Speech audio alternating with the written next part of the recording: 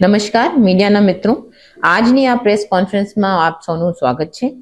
આપણા મહીસાગર જિલ્લામાં 80th સ્વતંત્ર દિનની ઉજવણી અંતર્ગત આપણે હર ઘર તિરંગા અભિયાન અને વિભાજન વિભીષિકા સ્મૃતિ દિવસની ઉજવણીમાં સહભાગી થવા જઈ રહ્યા છીએ.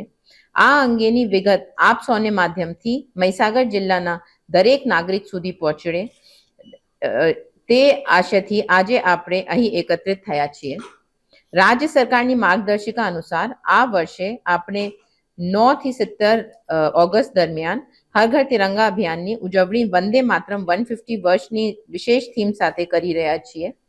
આ અભિયાન અંતર્ગત આપણા જિલ્લામાં આવતીકાલે 13મી ઓગસ્ટ રોજ સાંજે 4 કલાકે એક ભવ્ય તિરંગા યાત્રાનું આયોજન કરવામાં આવ્યું છે. આ યાત્રા કલેક્ટર કચેરીથી શરૂ થઈને ફુવારા ચોકથી આઝાદ મેદાન સુધી જશે. વંદે માતરમના ગાન સાથે શરૂ થનારી આ યાત્રામાં gypsy van, DJ, police band અને સાંસ્કૃતિક કલાકારો પણ જોડાશે. આ ઉપરાંત જિલ્લાના દરેક તાલુકા, નગરપાલિકા અને ગ્રામ્ય કક્ષાએ પણ આવી જ તિરંગા યાત્રા યોજાશે. જિલ્લાની શાળા, કોલેજમાં વ્યાખ્યાન, ચર્ચા, પ્રદર્શન, ક્વિઝ, રંગોળીનું આયોજન પણ કરવામાં આવેલ છે. અમે તમામ સરકારી ઇમારતો પર તિરંગી રોશની પણ કરવાના છીએ. હું જિલ્લાના તમામ નાગરિકોને અપીલ કરું છું કે તેઓ હરઘરતિરંગા.com પર પોતાની સેલ્ફી વિથ તિરંગા અવશ્ય અપલોડ કરે. આપણો બીજો મહત્વનો કાર્યક્રમ 14મી ઓગસ્ટ રોજ વિભાજન વિભીષિકા સ્મૃતિ દિવસનો છે.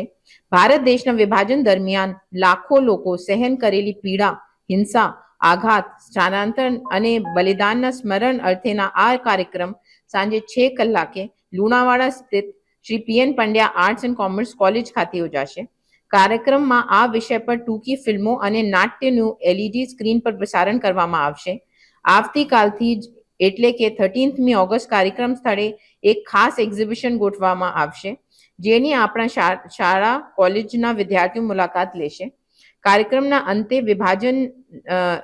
વિભાજનના પીડિતોને શ્રદ્ધાંજલિ અર્પણ કરવામાં આવશે અને 2 મિનિટના મૌન પણ કરવામાં આવશે. ત્યારબાદ શાંતિપૂર્ણ કેન્ડલ લાઇટ માર્ચ પણ યોજાશે.